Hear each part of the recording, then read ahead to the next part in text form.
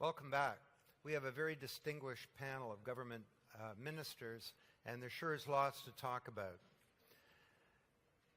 Government, of course, has a critical role to play in creating the context and actually in contributing to the challenge of exploiting the opportunities and the promise of the digital age. And we expect a lot of our governments. We hope that they'll encourage the development of a state-of-the-art infrastructure in our countries. We hope that they'll help build up the IT industries. We hope that they'll be model users of the technology themselves. We hope that they'll set in place a policy framework whereby we can avoid the dark side and ensure that technology helps people and meets the needs of our various populations. And governments everywhere are under duress right now. The irresistible force of the pressure to control on the cost of government spending is meeting up with an immovable object of public expectations regarding what government should be, which is that government should be better, not worse. There should be better services. We should have better policies. So it's a tough time to be a government minister, but there's never been a more important time in my thinking. So what I'm going to do now is introduce the chair of our panel, Thomas Selzer. And I can't think of anyone who's better positioned to conduct this discussion. He's the Assistant Secretary General for the United Nations, Secretary General for Policy Coordination and Interagency Affairs. So would you please give a round of applause to Thomas Stelzer. Thank you.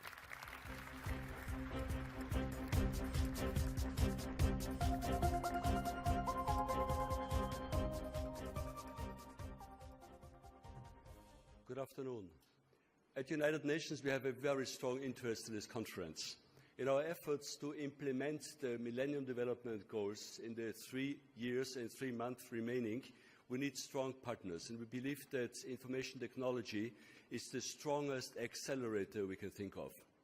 We are just coming out of the conference, Rio+20, the largest conference the UN has ever organized, and we are trying to put their aspirations and the results of this conference into reality, to lower CO2 output significantly, in fact half it by 2050, to remain within the famous 2 degrees of Earth warming, which in the eyes of many scientists is much too high already.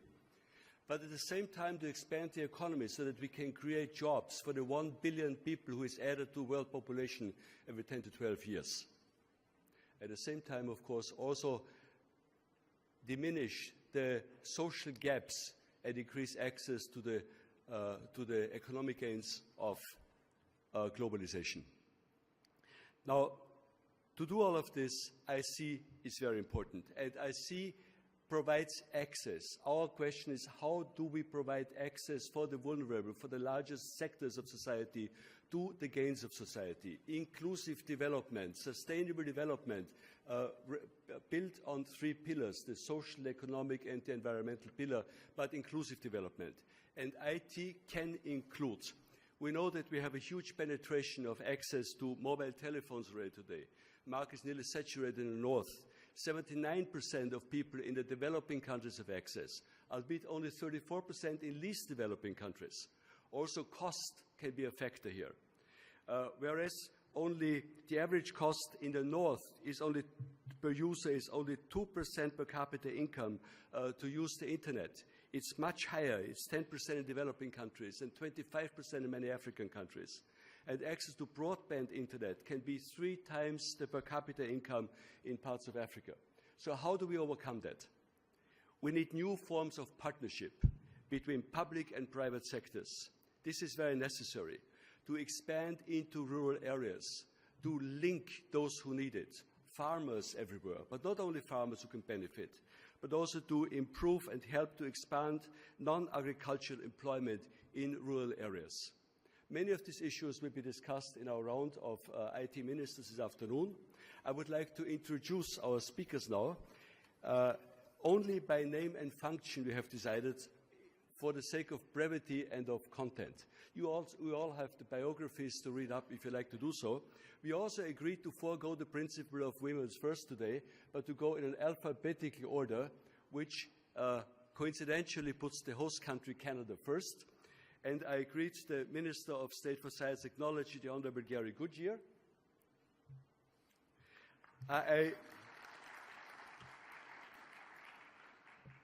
Then I welcome Dr. Maximus Ongkili, Minister of Science, Technology and Innovation of Malaysia. The Honorable Dionisio Perez Jacone, Secretary of Communications and Transportations of Mexico. The Honorable Mobola Johnson, Minister of Communication and Information Technology of Nigeria. And the Honorable Dr. Wu Ming-ji, Deputy Minister of the Council of Economic Planning and Development of Taiwan. The format will be that I will ask each participant to come up to this podium and give us a short introduction into the topics. And after this first round, I will ask a question, a precise question, to each one of the participants. So we develop more of a conversational discussion format here. Thank you very much.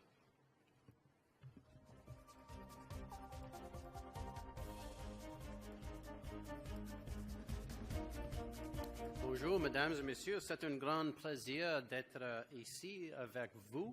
I apologize right off the bat for my paper notes. I was working on my speech last night. The battery in my iPod went dead, and you'd think I'd be smart enough to plug it in and charge it up, but the fact that I have papers here this morning sort of answers that question completely, doesn't it? Ladies and gentlemen, I would like by first welcoming my fellow panelists to the beautiful city of Montreal. Welcome all of you, some who got in yesterday and some got in this morning. And I thank you very much for participating in today's ministerial discussions. You all represent a diverse, dynamic, and innovative country, and I look forward to hearing what your governments are doing to excel in the digital age. Canada is a country with a long history of international trade and engagement. Canadians know that through openness and partnership that we can grow our economies in ways that we could not grow or do so on our own. We can learn from each other, and we can build stronger and deeper relationships as a result.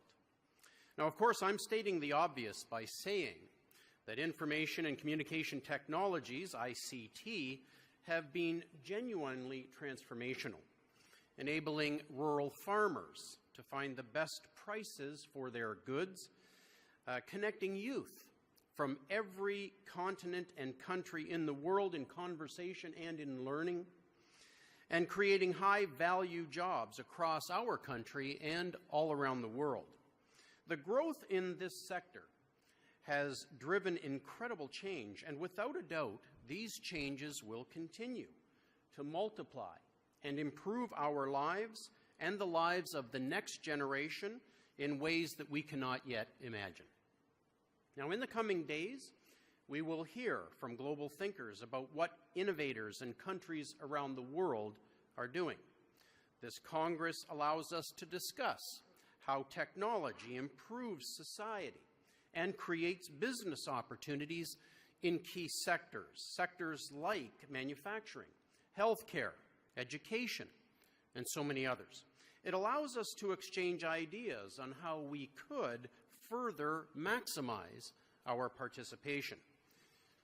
Now, I am continuously amazed by the new tools that are available to us to engage and interact with the world, and I'm struck by how far we have come and how quickly we have gotten here. As Canada's Minister of State for Science and Technology, I see the tremendous advantages that ICTs can provide not only to the next generation, but also to the current one. Every day I see how innovation-driven growth is happening to push prosperity to new levels and productivity to new grades and to improve the quality of life. Canada, ladies and gentlemen, is fortunate to benefit from a strong, stable government. And now we are looking far beyond the current crises economically to a longer-term approach to our economy, a forward-looking commitment to free trade, a AAA credit rating, and a fiscal plan to restore budgetary balance. We also have one of the most inviting investment climates in the world. We know that foreign investment provides access to new capital, and this allows companies to expand, innovate, create jobs for Canadians. Our investments in the field of science and technology have never been higher in our history. In short, Canada is a premier place to invest, and Canadian companies are reaping the benefits of this situation. Our government is taking the necessary steps to attract investment that promote economic growth, job creation, better job opportunities, and prosperity for Canadians. And our world-leading efforts, ladies and gentlemen, are not going unnoticed. They are recognized by the International Monetary Fund, the OECD, the World Economic Forum. Even Forbes magazine has cited these completions. As a nation, we must press these advantages. The world is becoming smaller and more digital. For Canada to succeed, we must fully engage this new world. We must create its technologies and capture its potential, and we are prepared to do just that. Over the past year, my colleague, the Honourable Christian Paradis, Minister of Industry, visited Canada's numerous technology clusters, including one here in Montreal. I, too, have met with several of the ICT sector companies. Entrepreneurs across the country have told us that Canada can compete on the international stage, as we have in the past. But to lead, they need to continuously innovate. And for this to happen, they need the talent and the capital and the tools that are so critical for their global competitiveness and growth. In each meeting, we highlighted our government's commitment to science, technology, research, the key building blocks of innovation. And we highlighted the steps that we have taken so far to promote skills training and cement Canada's position as a premier destination for the world's brightest minds. In Canada, we have reversed the brain drain, and we are very pleased with that. We know that tomorrow's successes rest firmly on today's investments and that science powers commerce. That's exactly why we doubled the support for the National Research Council's Industrial Research Assistance Program, or IRAP, as we prefer to call it, in our last budget, Economic Action Plan 2012. Now, for those who do not know, IRAP is the cornerstone of Canada's innovation system, and it is regarded worldwide as one of the best programs of its kind. We have also launched a new pilot program, ladies and gentlemen, specifically designed to help businesses adapt, adopt, and grow in the digital world. This program gives small and medium-sized firms access to expert advisors to help them integrate new digital technologies into their businesses. The rationale for this investment is quite simple. Technology is directly related to productivity, and the adoption of cutting-edge technologies will increase the productivity of our nation and lead to a better quality of life for our citizens. These investments also demonstrate a key principle of Canada's overall approach, that, given the right tools, the private sector must lead the way. Our government is creating the right conditions for Canadian businesses to compete internationally. We are establishing the right policies to help the ICT sector grow. We are providing the necessary incentives for businesses to adopt and use technology. The spread of ICT across the economy is good news for students, for farmers, for business people, the world over. It is good news for my friends from Malaysia, from Taiwan, our friends from Mexico, Nigeria, and of course for all Canadians. It is good news for everyone. And these conversations today are extremely beneficial in this regard. As I wish to close now, I want to tell you that I do look forward to discussing these issues and other ideas with my colleagues in just a moment. Thank you for listening. Merci beaucoup.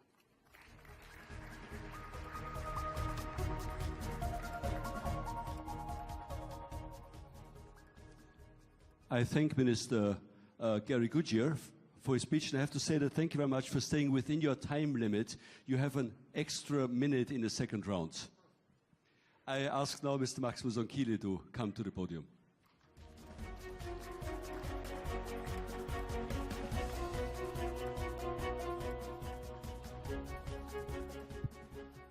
Thank you very much, Mr. Chairman, sir. Good afternoon, ladies and gentlemen, colleagues and friends. Firstly, it's an honor to be part of this panel and to share with you parts of what we are experiencing in Malaysia on the ICT agenda and the ICT industry. The next few slides that I have, I'd just like to take you through and share with you, especially the national transformation agenda and being undertaken by the government, and how is that being fueled, how is that being driven by ICT, and therefore the ICT transformation program in itself. Next. In Malaysia, we have a vision. We want to be a developed nation by 2020. That vision was conceived almost 22 years, 12 years ago. And we got another 8 years to proceed. And very simply put it, by the time year 2020, we want to have an income, national income, GNI per capita of USD 15,000. From where it is existing at the moment, actually it's a bit better than the 2009 data. We now about touching the 8,000. There has been substantial increase in the last 2 years. How to reach that pathway? And what we have done in Malaysia under the leadership of the new Prime Minister is put up next what we call the National Transformation Agenda. National Transformation Agenda looks like a house with a thematic policy of One Malaysia, People First, Performance Now. And under that, we introduce two major transformation programs on the upper part of the rooms of the house. One is what we call the Government Transformation Program. It's largely delivery of services as to the people, to the all sections of the community, based on what we had identified vis-a-vis interaction with the people or what they really need, and that's a 6+1. This is pillars under that, including improvement in transportation, reducing corruption, reducing incidents and of crimes, improving rural infrastructure, improving incomes of rural people, especially those below the 40% group, and then, of course, another group, transportation, and one more is managing effects of increasing high prices of goods. Of course, then comes what we call the Economic Transformation Program. The Economic Transformation deals with 11 sectors at the moment. These are growth sectors of the economy that we believe must be exploited in order to give us the extra income, the GNI. And then in the middle, we talk about the issue of inclusiveness. We talk about higher income, talk about sustainability, and the quality of life of the people. In the middle, it involves such matters as improving, ensuring the competition law is incorporated, and we have done that in Parliament. It talks about ensuring standards become the norm for the industry, for exporters and so forth. Then 3 other transformation programs. The political transformation programs involve demolishing laws that have become outdated, including the Internal Security Act. Moving on, the rural transformation program. These are really focused for the outbacks of the rural sector of the country, especially in the states of Sabah and Sarawak, where I come from, in order that they share the same share of the cake at the national level. And then, this is where I'm going to focus next, is the whole, what we call the digital transformation program. and coined under the name of Digital Malaysia as an important sub-transformation program to drive the overall transformation agenda of the government. The belief essentially is that you cannot have a national transformation agenda unless you have a transformation program that is driven by ICT, just like you cannot have real transformation unless you're going to master the use of information. Next, so what is Digital Malaysia? It will create an ecosystem that promotes the pervasive use of digital technology in all aspects of the economy to connect communities globally and interact in real time, resulting in increased GNI, enhanced productivity, and of course, improved standards of living for all Malaysians. Put in a nutshell, next, this is how the contribution of Digital Malaysia will be. An existing ICT initiative today that are being implemented as per plan under the 10 Malaysia plan will yield us 93 billion ringgit Malaysia in terms of GNI. The new initiatives under what I spoke just now about the Economic Transformation Program and the Government Transformation Program will yield another 126 billion by the year 2020. And what Digital Malaysia will do is to add 75 billion ringgit Malaysia to the scorecard and making us, as I said, reaching almost 300 billion GNI by year 2020. How does it contribute? And these are some of the outcomes that we are expecting, the aspirations. Increase in GNI to ICT contribution from 9.8% today 2 years ago, and we have already surpassed that to 17%. That is crucial to us in order to make the grade. Next, in terms, backwards first, I haven't quite finished, sorry. Enhanced productivity, that we are aiming. At the moment, the Economist Intelligence Unit ranked us out of 70 nations in terms of productivity of number 36. We want to be in the top 20 by the year 2020. And I think to us it's well achievable. In terms of improved standard of living, the IMD World Competitiveness Scorecard scores us at number 16 out of 59 nations, and we want to be the top 10 in year 2020. Next, what are the key game changers then to make that shift? As I have said, we're talking here, therefore, about first, supply to demand, rather than just being supply of generics and the ICT, in terms of ICT products and the ICT sector as a whole. We also want to make sure the production is aimed at demand, from merely supply to demand driven. Next, instead of consumption, dealing with consumption, we want to deal with production. It's not just, Malaysians are good consumers of ICT products from various parts of the world. What we are saying is that in Strategic Trust 2, we must begin also then to look at producing those, not only for domestic market, but for the world as well, and it involves changing the way people behave to produce as they consume. And the third trust, essentially, from low knowledge add or low knowledge industry and uptake of our people, we want to shift to high knowledge sector. And that would mean, of course, talent development. It would mean making sure that what we produce is exactly that. Moving on, of course,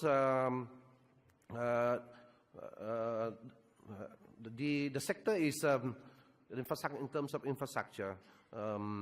Actually, the basics are there. We have 81% of national fixed line, wireless broadband penetration in populated area. Mobile penetration is 133%, so Malaysians hold more than one handphones. In the supply side, we've got 4,000 ICT companies ready for the production aspect. And of course, they are innovative enough. They're producing 658 IPs for the first few months of this year alone. In terms of the consumption also, almost 64% internet users in Malaysia, one of the biggest in the world, largest in the world, and almost 50% of the people are on Facebook. So you can see that the basic infrastructure is there. Moving on then, I don't have time to go into the details, but essentially we're talking about 4 Digital Malaysia initiatives: create leadership in new niche areas. Number 2, increase citizens' income and unlock entrepreneurial potential. The third initiative is nurturing new generation of IT-savvy youth. We want to do that 5 million youths in the next, until the year 2020, and of course enhance SME productivity by ensuring the minimum impact of 100,000 Malaysian. Let me finish up with the remaining 1 minute I have, just to depict to you a video on what Digital Malaysia is all about and how it is going to be a key point driving the Malaysian economy towards 2020. The video, please, just a shot. Our world has changed. Digital technology makes life better for people all over the world. We are now able to communicate across great distances with ease, educate ourselves from the comfort of our homes, and make money at a rapid rate. For Malaysia, this is great news. We are already equipped with the infrastructure to support this new digital way of life. The problem is, up until now, we have not been using its full potential. That is about to change.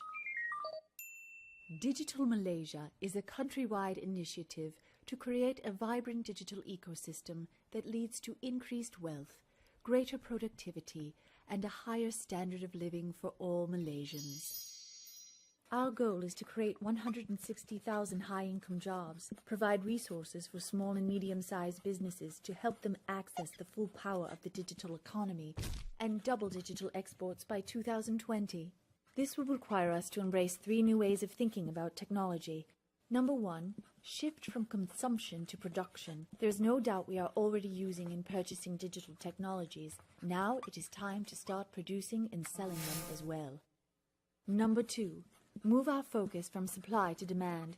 We need to create new industries in Malaysia, and one way to do this is to use the power of the internet to discover new areas of demand all over the world. And third, increase our knowledge.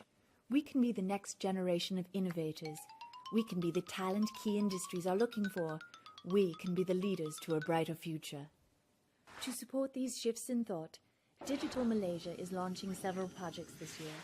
These include on-demand customized online education, e-payment services for small and medium businesses and micro-enterprises, mobile digital wallet, the Asian e-fulfillment hub, shared cloud enterprise services, micro-sourcing for income generation.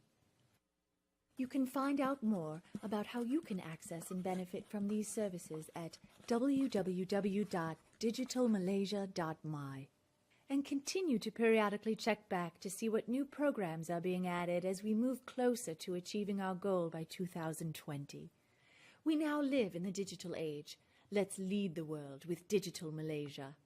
Thank you very much. Terima kasih.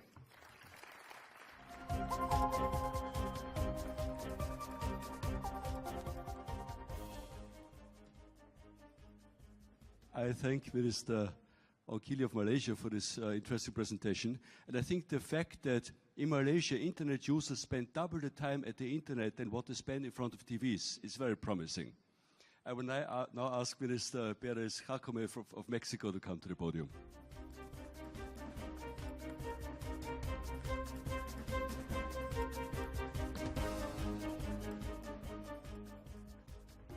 Good afternoon.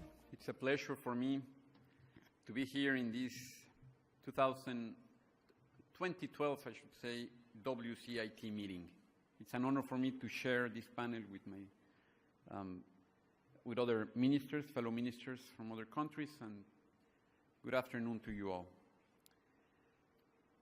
More and more, every day we find, or we have opportunity to see the stronger correlation between ICT technologies and economic growth.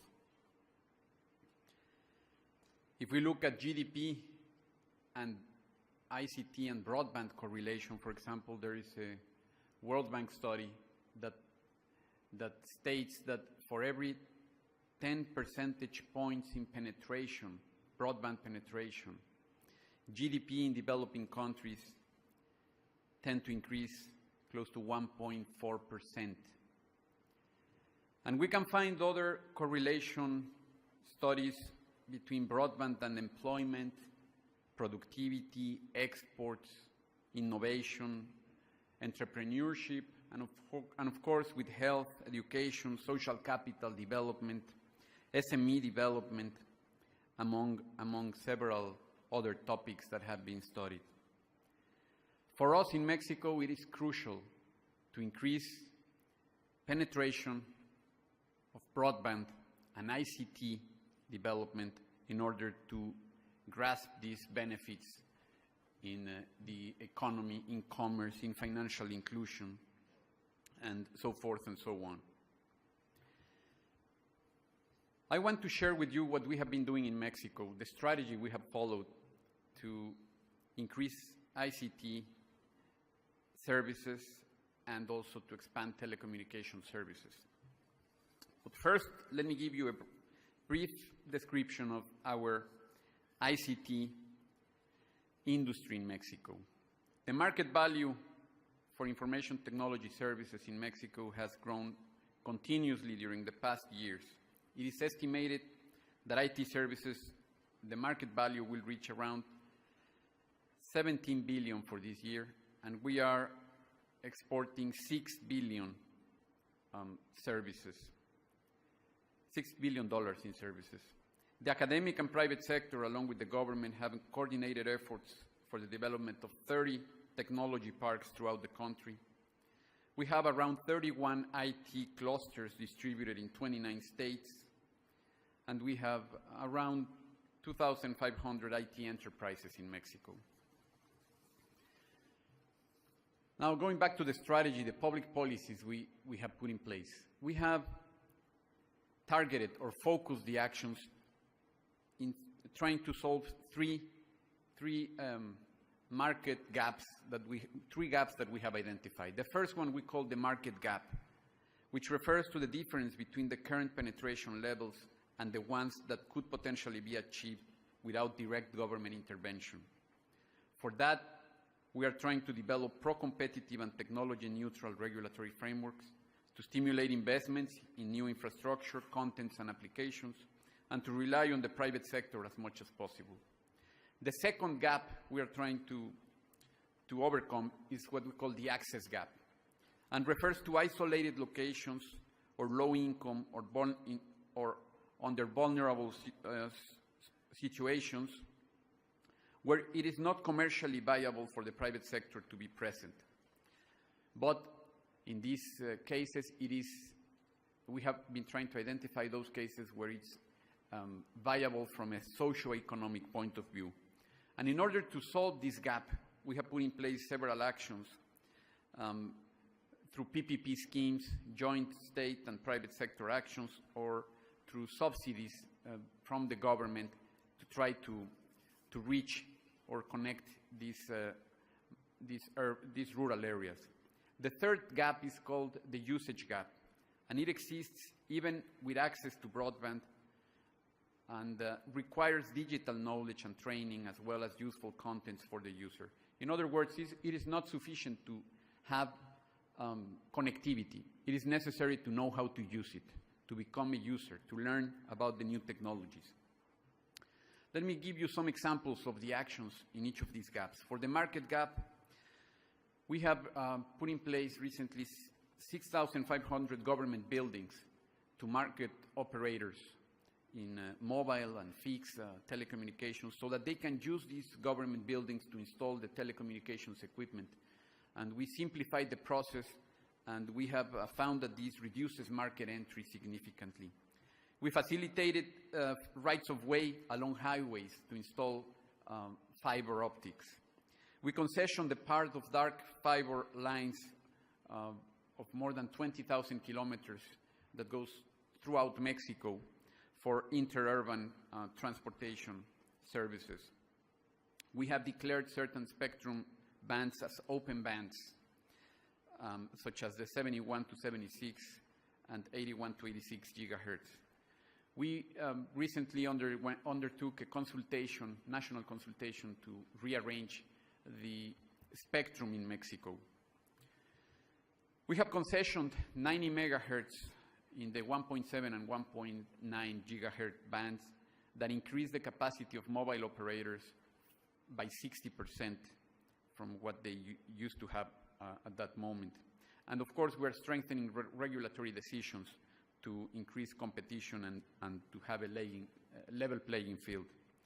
In the access gap, we recently started a program called Fiber to the Node, where we are deploying fiber optic lines in areas that are not commercially viable but have high social return through a PPP scheme.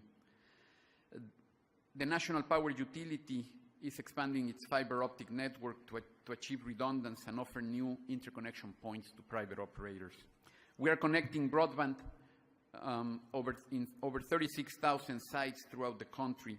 This includes schools, hospitals, clinics, community centers, libraries, to name a few. We are using satellite, mobile, and fixed line technologies to bring connectivity to these marginal sites. We also launched a program to facilitate the acquisition of computers and access to internet amongst the low-income population segments. And the government grants a subsidy and also provides financing, and we are targeting 5 minimum wages population and less. And to reduce the usage gap, we launched a national digital agenda at the beginning of this year called agendadigital.mx. It assembles the government's efforts on digital matters with a medium-term vision, that's 2015, and includes the participation of government, industry, NGOs, and academic sector. The objective is to bring broadband access to all Mexicans, to leverage ICTs, promote competitiveness, and promote more and better government services. It includes specific actions in health, education, government, and enterprise or competitiveness. We also have put in place several social inclusion projects, such as a national inclusion campaign, a digital inclusion campaign. This year alone, we are training over 1 million people in digital abilities. We are also training digital community center promoters through strategic alliances with several enterprises or companies such as Google and Microsoft. We are financing contents, systems, and applications in health, education, and other services. And we established a trust fund in Mexico, it's called eMexico, to secure the financing for this type of actions. We recently, about a month ago, established what we call the Digital Club. It's an online training platform for the development of technological abilities and entrepreneurial skills. And it has been a big success in Mexico among the young population. We are also trying to build public goods, and we have put in place several other projects in the services that the government provides, such as the taxes are paid online, all public good and services acquisition by government, all the government procurement is also published in a web page. And we have undertaken a big project to increase the efficiency in the social programs and to look at the social beneficiaries, and it's available obviously through the internet as some of the examples of the type of projects that the government has put forward. So the strategy has been to promote connectivity, to increase connectivity, and to promote digital inclusion in ICTs. Thank you very much.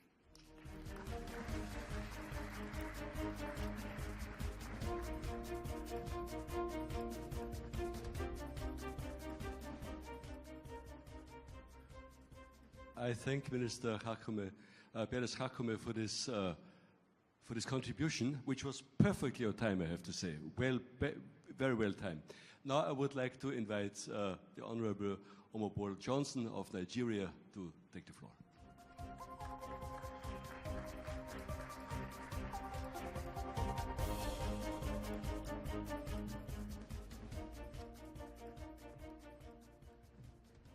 Good afternoon, ladies and gentlemen. It's an honor to be here this afternoon to talk to you about what Nigeria is doing with regards to leadership and innovation in a networked world. I think there must be something magical about the year 2020, because Nigeria also has a 2020 aspiration, and that is to be a top 20 economy by the year 2020. And we've defined this both in social and economic terms. But I think what is more important about that aspiration is that we have also decided that ICT will be a primary driver for the achievement of that aspiration. Today, ICT contributes about 5% to our national GDP. ICT is the fastest growing sector in our economy today. It's growing by about 28 to 30% year on year for the last 5 years. And so we're putting a lot more emphasis on ICT and how it drives growth and social development. We do live in a hyper-connected world. We've heard all about that this morning. 6 billion mobile phones, 2.5 billion people connected to the internet. And I think that this hyper-connectivity has changed the way that we live, that we work, that we play, that we learn, not only in developed economies like Canada, but also in developing economies like Nigeria. Let me just read you very quick statistics on ICT in Nigeria. Today we have over 100 million mobile phone subscribers who spend about 0.6 billion on mobile usage every month. This is a country where 70% of our population lives on less than $2 a day. 45 million people are connected to the internet at one time or the other. We have 4.3 million Facebook users. More people have mobile phones. More people are connected to the internet. More people have access to electricity, to potable water, to good modern transportation, or even a bank account. And in these statistics, and in the face of what I would call incomplete infrastructure, is really significant opportunities for growth, for national competitiveness, and for innovation. I say incomplete infrastructure because most of the infrastructure that we have is really based on this voice connectivity. And to leverage or harness the opportunities of digital technology requires us to roll out a more robust and ubiquitous data infrastructure, and that is broadband. And so our aspirations to be a top 20 economy, our aspirations on ICT are really based on 3 pillars. It's connectivity, it's access, and then comes innovation, very similar to what my Mexican counterpart is talking about. In terms of connectivity, we have created the environment for 8 terabits of undersea cable in Nigeria. We've landed 8 terabits of undersea cable. The opportunity we now have is to get that capacity inland by fixed broadband, private sector operators. Today, we have invested $25 billion, both locally and internationally, foreign direct investment in that industry. And we have fixed broadband that is available to only 6% of the population, so there's a lot of work to do in that area. We're collaborating with the Ministry of Works to streamline and to accelerate the rollout of fixed broadband by beginning to build roads that have fixed ducts in them, and also by standardizing the procurement of right-of-way for the fiber. We've merged our spectrum planning and allocation into one converged regulator to be more efficient with spectrum, especially the digital dividend spectrum that we'll be harnessing in the next 2 or 3 years. We've intervened in the rural and unserved areas. If you again understand Nigeria, where 50% of or more than 50% of our population lives in rural areas, it's important that we get connectivity to these areas. And the way that we're doing that is to have public-private sector partnerships with our network operators, our infrastructure providers, where we incentivize them to go into these rural areas. This year, we'll have about 3,000 kilometers of fiber going to some of these rural areas. We've launched a satellite last year, an ICOMSat 1R, that will accelerate the provision of broadband, particularly to the hard-to-reach areas that we cannot get to quickly by fiber. This year alone, we have started the process of connecting all our tertiary institutions with a 10-gig fiber link, a national research and education network. Next year, we'll connect 36 universities, 28 medical colleges, and this would be a huge impact on the economy because we found out that once we can connect our students to the internet and connect them to the rest of the universe and the rest of the world, the impact on that would be tremendous. In terms of access, once the connectivity is there, it's not a case of build it and they will come. We need to ensure that when this infrastructure is there, people actually have access to it. And with connectivity comes device affordability. We are encouraging and incentivizing local assembly for our PCs and tablets, a 0% duty on completely knocked down parts. What that does is that it creates local brands, it increases productivity, it creates jobs, it creates more industry. We're encouraging the design of local tablets. We're not quite there with the Indian Akash tablet yet, but we do have a sub-$250 tablet today that is actually innovative in that it is Android-based, They're tying up with software developers to develop software that is locally relevant and available in multiple languages. We are actually starting an initiative for easy access to the finance of these devices by key groups, students and teachers. We're at a point where we have a sub-$300 full-feature computer that we can offer to our students. Sub-$20 phones to target our poorest people. And over 1,500 schools across the nation have access to computer labs and also internet, courtesy of our USP funds, our IT development funds, and working with corporations such as Intel. We have over 1,000 public access venues because, again, access is important and affordability isn't always there. So we're working very hard on rolling out public access venues where people can go to actually have access to the internet, including our post offices. We're about to launch a private-public sector initiative, a private-public sector partnership with the post offices that have 3,000 post offices and retail and postal agencies. That's the largest retail outlet in Nigeria, to encourage digital access and also provide a platform for financial inclusion. Addressing connectivity and access, which actually indirectly for growth and national competitiveness, is the basis for ICT-led innovation, and that is now being established, particularly around the mobile telephony. Again, even with this incomplete infrastructure that we're building out, there are many examples of innovation. This is not innovation that is based on the traditional measures of number of researchers, the quality of institutions, or the funding available for research or patents filed. It's innovation that is based on what is now being called frugal innovation, solutions that are affordable, that are accessible to people with low incomes, that solve problems that are uniquely our own. I'll just give you two very quick examples. We've always had a tradition of fertilizer subsidy to our farmers. We have about 40 million farmers in a country of 167 million people, and they get a subsidy for fertilizer. What happens is that with the middleman, this fertilizer doesn't get to the people that it's meant to get to. This year, the Ministry of Agriculture launched a program where farmers all over the country will get their fertilizer subsidy via a mobile phone. It's mobile money. They go to the agro dealer, they get their fertilizer, and that money changes hands over the mobile phone. This has saved the government not only billions of dollars of wasted subsidy, but it has enabled farmers to get this fertilizer when they want it, and they get the right fertilizer as well. We have a drug authentication program where basically you buy a drug in a pharmacy, you text a code on the drug, and it tells you whether that drug is authentic or not. We have a program in one of the states in Nigeria where every single mother that goes for her first antenatal clinic gets a mobile phone. And what that mobile phone does is that allows the healthcare worker or the nurse to keep in contact with this pregnant woman, and also to ensure that she comes to her antenatal clinics regularly, and she also gets information about the stages of her pregnancy. These are innovations that are important to us because when you look at things like maternal mortality in Nigeria, very high. When you look at the number of farmers and the productivity of farmers, it's very important. And these are innovations that are driving the economy and driving growth as well. To drive this innovation, what we started doing is we are establishing innovation centers, innovation hubs, which are supported by ICT entrepreneurs. The framework has been established with government and the private sector, both local and international, and we are providing funding to establish and give grants to these innovation centers all across the country. These innovation centers and the young ICT entrepreneurs that we're trying to encourage to develop software will also have access to an ICT venture capital fund, the first that is being launched in this country. It will be seeded by government, but it will be run by professional fund managers to provide funding and for ICT entrepreneurs in the early stages of their businesses. Government online services, we will be launching a national portal that will enable citizens to have access to government. If you look at a country as large as Nigeria, where we have several ministries that are all based in one location, it's important for us to give that information to citizens when they want it and how they want it. And again, with the access and connectivity, we're now able to do that online. We will also begin our open government journey next week. Open government means that we will now be in a position to put a lot more data, government data, on the internet. And what this does is that it drives our software development industry. We will start that next week.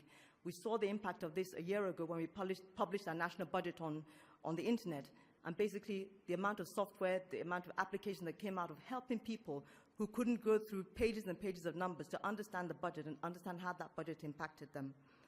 There's clearly still a lot to do in terms of technologies, but we believe that if we address these digital technology on these three pillars of connectivity, of access, of content, and of innovation, we'll not only achieve our contribution and growth objective, which is to increase our contribution from 5% to about 6 or 7%, 7 or 8%. But in the process, we will also have improved our national competitiveness and national innovation purely by leveraging ICTs. Thank you.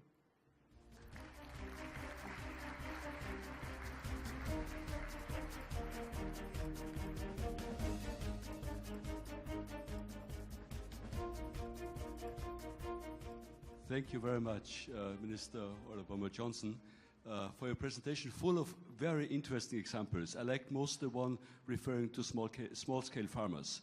You know, out of the 550 agricultural producers, 500 million are small-scale farmers lacking infrastructure. And they can benefit quite a lot from IC, from mobile telephones, contributing to food security. So I would now like to ask Dr. Wu Ming of Taiwan to come to the floor.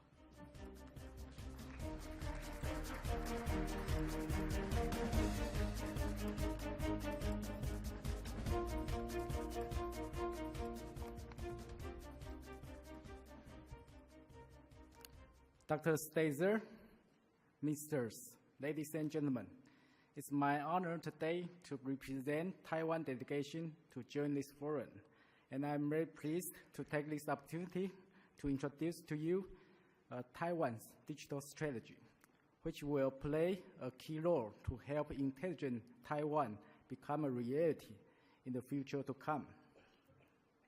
Next. This is the outline of my presentation. Next one.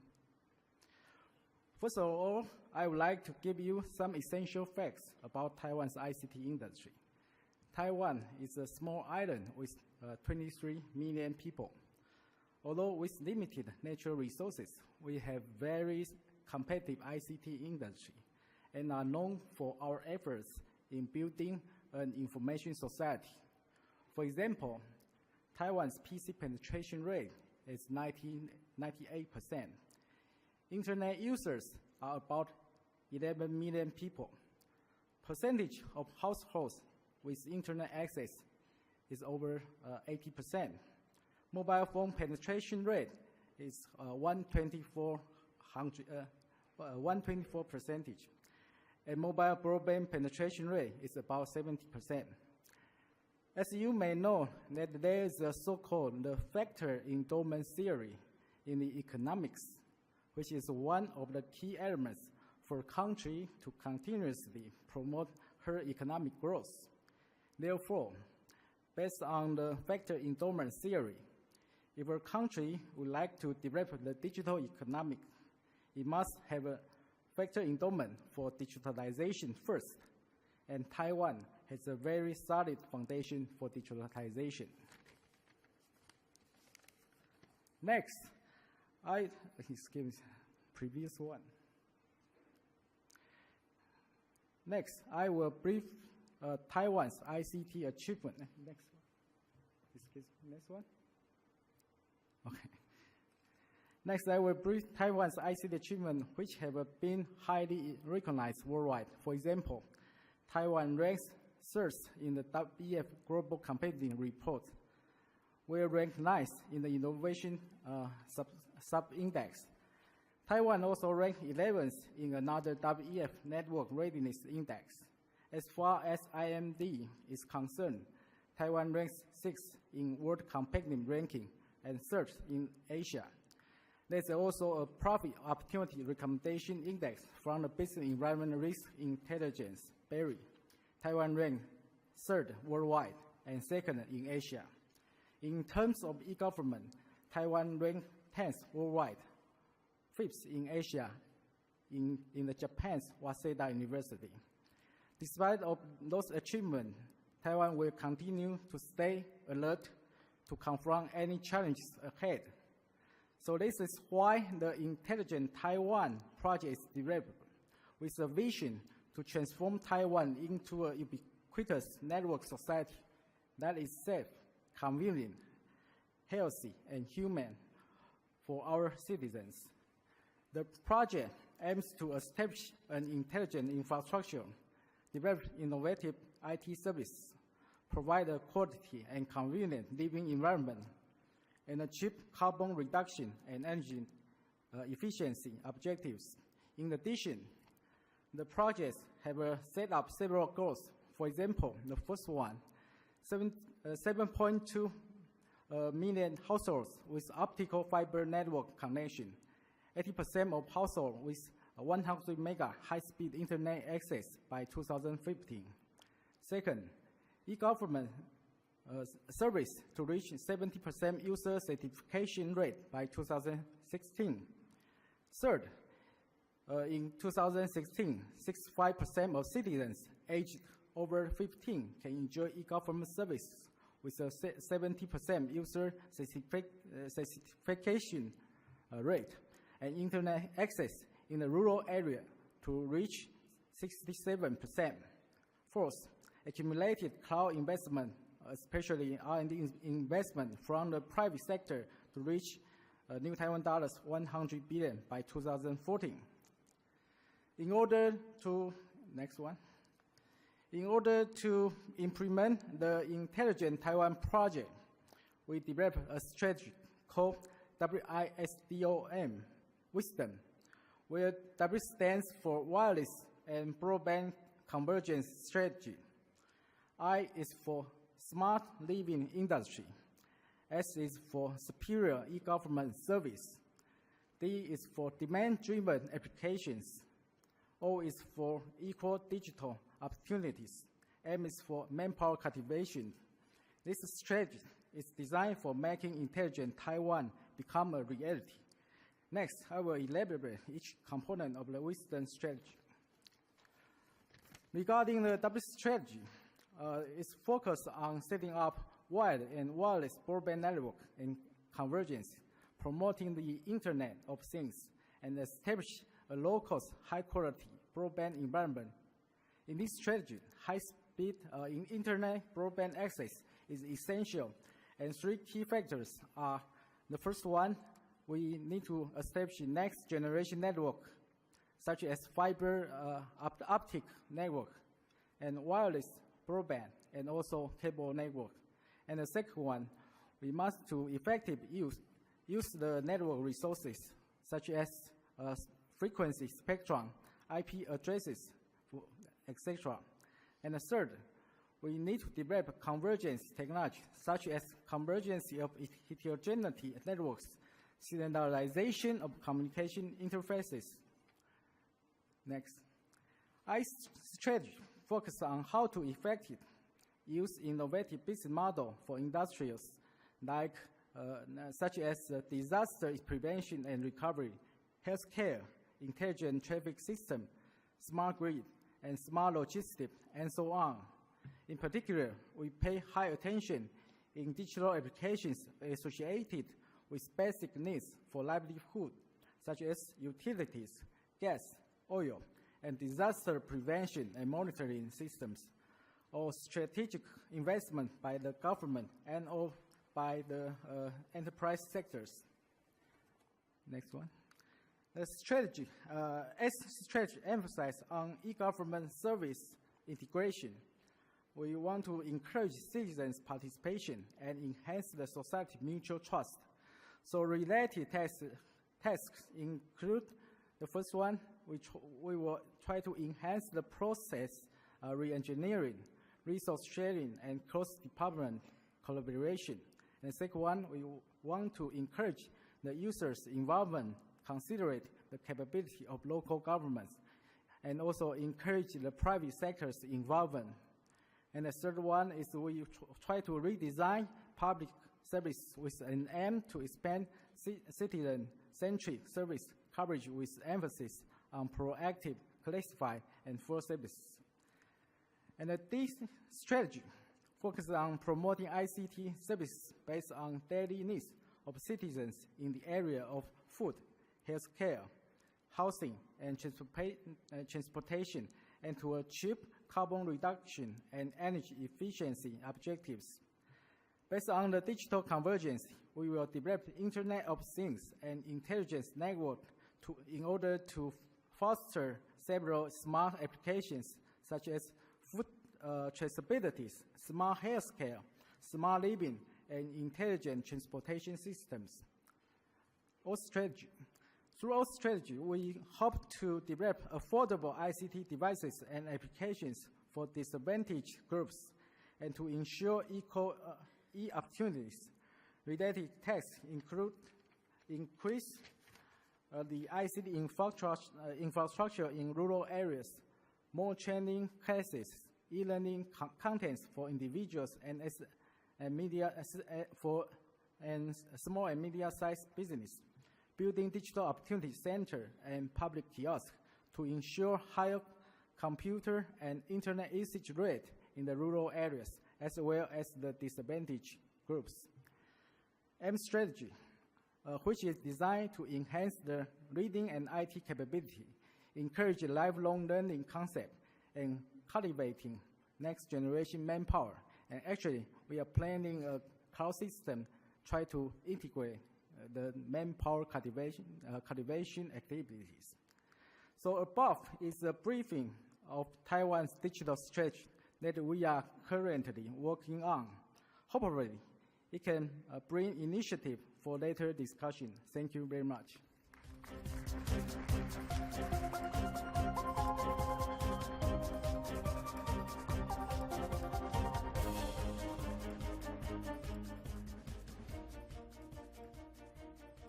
I thank Dr. Ming of Taiwan. Well, I thank all the participants for sharing with us these fascinating national views and very stimulating visions in this first round. Now we will continue with this IT Ministers Forum in a more informal setting, and we have agreed that I will direct one question at each one of the participants. We'll start with Minister Gary Goodyear.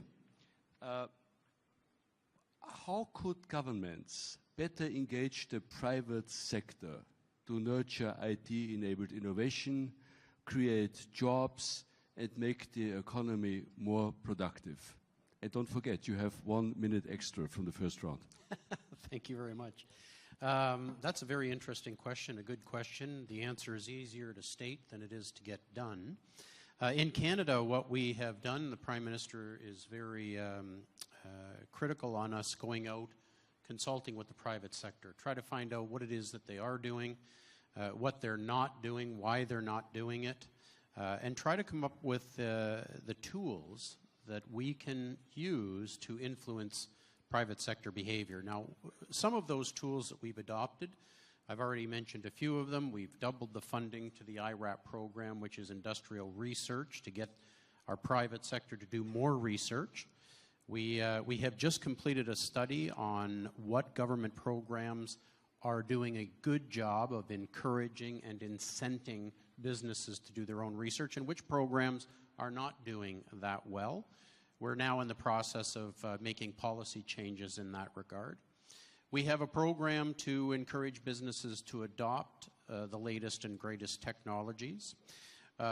We heard from the private sector during our extensive consultations that the National Research Council could be used better, because in Canada, the vast majority of our companies have less than 40 or 50 employees and do not have research capacity on site. And without that research capacity, without doing more research, without developing the research, we will fall behind in innovative capacity and productivity. So we're transforming the National Research Council. Some other programs to in fact become, sorry, I should have completed that sentence, to in fact become the research extension of every business in Canada. We have worked to improve collaborations between the private sector and our academic community. I'll give you a very good example most recently of that, and that is with IBM and a couple of our universities in Ontario who will now develop a cluster around cloud technology. This was a $20 million investment by the Government of Canada through FedDev, which is the Economic Development Agency for Ontario, and IBM and some private partners that has ballooned to over $200 million investment. This is about big data, about analyzing the volumes of information that we have to in fact search the data we already have for solutions to the challenges that our nation and other nations face. So to summarize it all up, it's about the Government of Canada seeking stakeholder consultations about what they need to move forward and why they're not doing that. And there's a whole bunch of reasons why in Canada we are declining on our business expenditures and research and development. But to those tools that we can put in place, whether it's government policy, taxation policy, modernization of our regulatory regime so businesses can do better, putting venture capital on the table to help the innovators, that's exactly what the Government of Canada is doing, literally providing the tools and the incentives and creating the environment for the private sector to prosper. And now we are being very clear that it's up to the private sector to take those tools and maximize their use. Thank you very much. Mr. Ongkili, which factors contributed most to the success of your country in benefiting from digital economy, from digital technologies? What are the biggest challenges that you and your government are facing in adapting to the digital economy? And maybe also, what are the technologies and approaches that have made the biggest difference? Thank you, Mr. Chairman. Challenges have always been many, but as I showed some of the statistics just now, for instance, how fast Malaysians have taken up on the internet, on Facebook, 50% of our population on it, and that goes a long way to tell about the condition in the country with respect to adaptability and, of course, adoption of ICT. In terms of the contribution of ICT overall, especially in access to government services, at least 1,500 online services provided by the government are now available online, for instance. These are excluding services that are purely downloading forms and so forth. Keep in mind also, we were the first to introduce our smart multi-purpose card.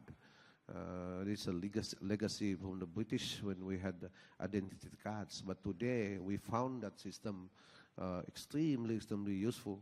Our single platform multi-purpose smart card, it incorporates not only basic details of the person, but we can use it to pay the toll. We're using it to disburse subsidies, payments of welfare schemes. So we're developing it at the moment with respect to payment of subsidies on petrol and diesel. So these have been the major applications. Also, we were the first to implement the smart chip on the passport since 1978. And that had reduced queues at airports. Today, we can renew a passport in 1 hour as a result of these applications. So challenges overall, I think, number one, of course, infrastructure part had always been a challenge. Broadband today, as I said, is 81% in populated areas, 40 to 50 in the rural areas. Combined together, penetration of broadband is about 62%. And that, I think, has helped us to make a leap forward. A lot more yet to be done, but the government believes in it. Number one, investment in basic infrastructure. And number two, I think the government policy of unfettered access to the internet has also gone a long way to the people taking up online services and the social media online. And finally, I think the Malaysian experience is that you don't have to have everything ready for you before you make the leap forward. You can start in pieces. You can pick whatever is available and move on from there without everything waiting for broadband to be a certain level of penetration before you take on. So that's been our experience. Of course, the formation of the Malaysian Super Corridor and the Multimedia Development Corporation over the last 14 years had also helped to make us more focused and coordinate infrastructure, and as well as making people convinced that services and lifestyle can be improved through ICT. Thank you very much. Minister Perez Jacome, what measures have you taken, or what should be taken, to convince young people to pursue education and training programs in the fields of engineering, mathematics, technology, science, disciplines that most likely will prepare them for jobs in the future and in future technologies? Sure, thank you. Well, I should say, fortunately, in Mexico, young population are becoming more and more aware and are becoming more and more involved in ICT technologies.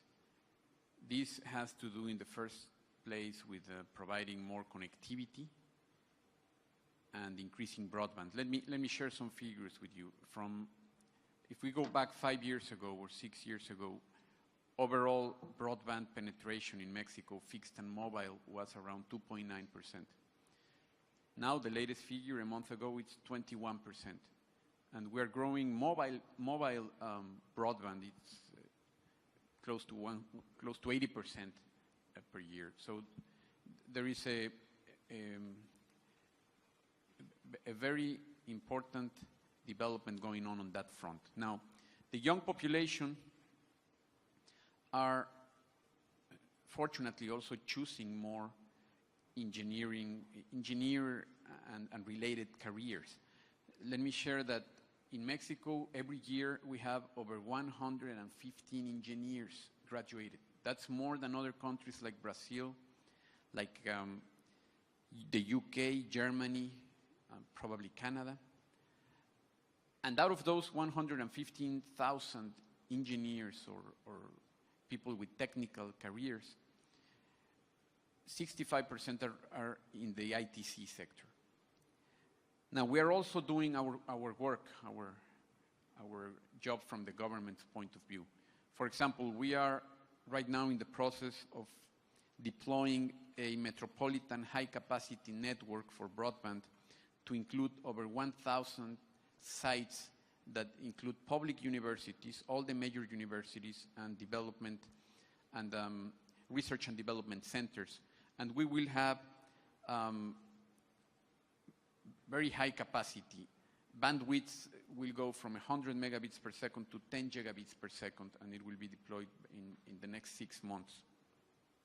This, I am sure, will improve the education and research and enable Mexico to participate in important scientific and technological projects. We also have what I mentioned before, the Club Digital. This is an important project launched by the government, an online government program to foster digital and entrepreneurial capabilities of young people using innovation and gaming systems. In only 2 weeks after we launched this, we have over 2,000 subscribers, and people are very enthusiastically entering and finding how to set up a web page or to develop other skills, technological skills. We have also we have been getting better in terms of quality of the education.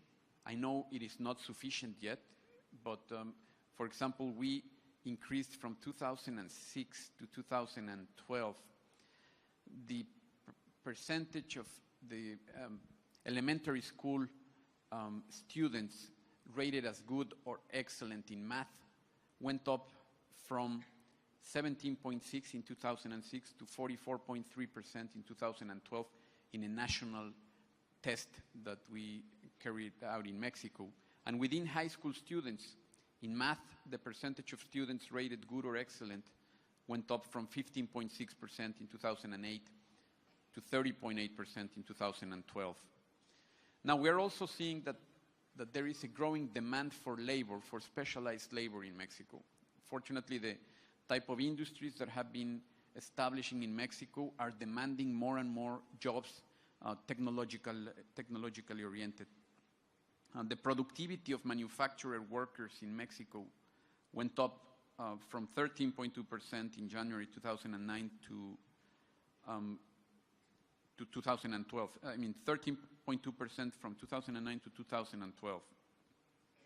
And we have also placed a lot of importance in certain sites or websites such as tuempresa.com, this is yourenterprise.com, that has the objective of promoting entrepreneurship through digital tools and is well known now throughout the young population. Thank you very much. It's very stimulating. Creating jobs seems to be one of the biggest challenges we have right now. You know, we haven't created many jobs in the last 4 years during the economic and financial crisis, but every year we have about 70 million people entering the global job market. And for whom we do not only have to produce work, you know, there are hundreds of millions of people are working many, many hours a day, but not being able to afford access to schooling, medical services, clean water, electricity, upwards mobility for their children. So what we have to produce is decent work, hundreds of millions in the next years, just to keep the present balance, which is not very healthy, as we know. So I think this option, you know, how do we create future-oriented job? How do we educate children to really look into the future? This is a very, very important issue. Minister Johnson, what challenges do you see in the next 5 years for the governments of developing countries as they relate to the digital age? I think the biggest challenge that developing countries will have is the skills required to participate in this digital age. Today we have a challenge of infrastructure, but I think that as we put more money to it and we build that infrastructure, we'll get over that. But skills takes a longer time to build. And so it's looking at skills from two perspectives, really. It's the perspective of skills to be better consumers of this digital technology and the global the technology age we're moving to. And when you look at developing economy populations where literacy may not be that high, with the exception of our younger population who are the so-called digital natives, these are people that are not that comfortable or haven't grown up with this technology. So first of all, getting them to be early adopters and being very comfortable with participating in the digital economy. But the one that is more critical is really the skills required to be not just consumers, but producers in this digital economy. And these are the high skills we're looking at. You were talking about the engineering skills in network engineers, network technicians, software developers. These are the skills that we need to start developing now in developing countries, because if we don't, our ability to create new jobs as this digital economy takes root will be more difficult. Our ability to participate and increase the competitiveness of our economies begins to be jeopardized or constrained by this. So this is the biggest challenge, and we need to begin to increase the number of our young people that are going into careers that are engineering or technology driven. We need to begin to change the curriculum even of our universities. And when I was in university studying engineering, we were learning Pascal and COBOL and all of that. Some universities in Nigeria need to move away from that and begin to teach our young children new software, and really being able to participate in this economy. So I think really it really is about skills, and we need to really focus our minds on developing the skills that are required to participate and to be producers and not just consumers of this technology. Thank you. Minister Wu, what role are digital technologies playing in enhancing the quality and accessibility of public services? Okay. As I mentioned in my presentation, the digital technology, we believe, can play the role to enhance the government service integration, encourage citizens' participation, and enhance the society mutual trust. So I think we can discuss the issues from three fronts. The first one, we believe that the digital technology, it is helpful to optimize the government process. I think internally, for example, if we establish a cloud system, we can encourage resource sharing, and also we can improve the security issues. And externally, I think through process optimization, we can streamline the service we provide to the citizens. For example, in Taiwan, we have a very good tax reporting system, every year the taxpayer just enter into the website and they can download their income and expenses data from the website. And then when the system can automatically calculate how much money he needs to pay the tax. And when the taxpayer check is correct, and just one click, it can finish the tax reporting step. Okay, and I think the second one is we believe the digital technology can increase the participation. For example, we can mitigate the digital divide because we can try to extend our government service to rural areas. I think it's one thing. And also, we can help the local government to enhance their ICT capability. And I think the final one is the most important is we can try to create public and private partnership, which means we can encourage the private sector to participate the public service.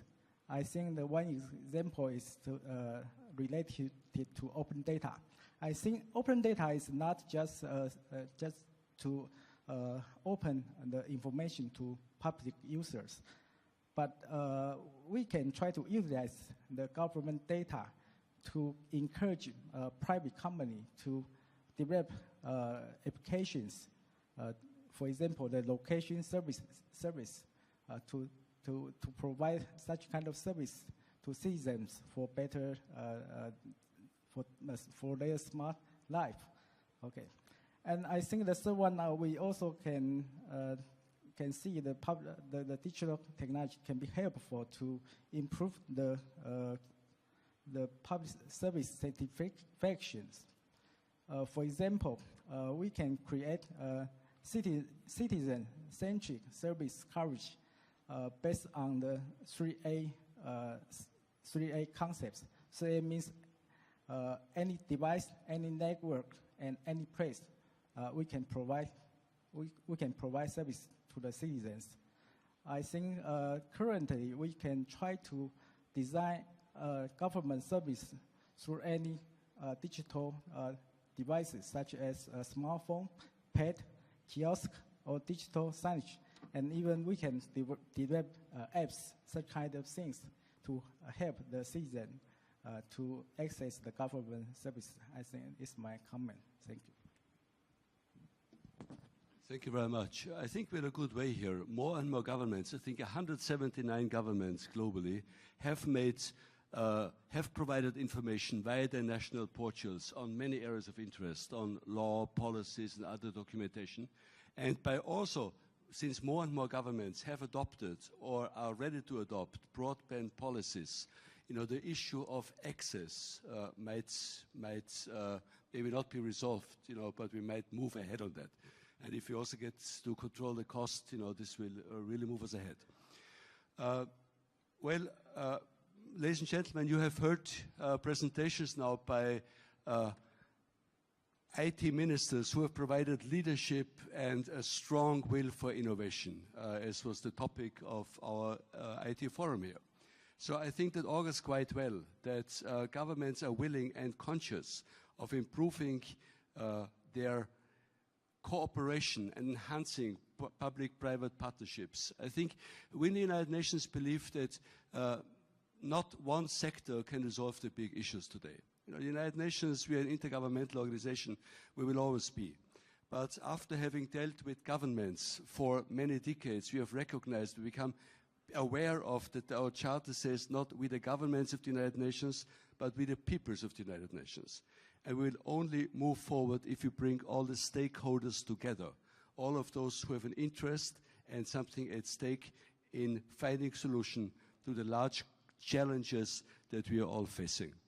I thank the participating ministers very much for this very lively, stimulating, and for me very fascinating discussion. I thank you very much for coming and participating. Hope you take something away. Thank you. Have a good afternoon.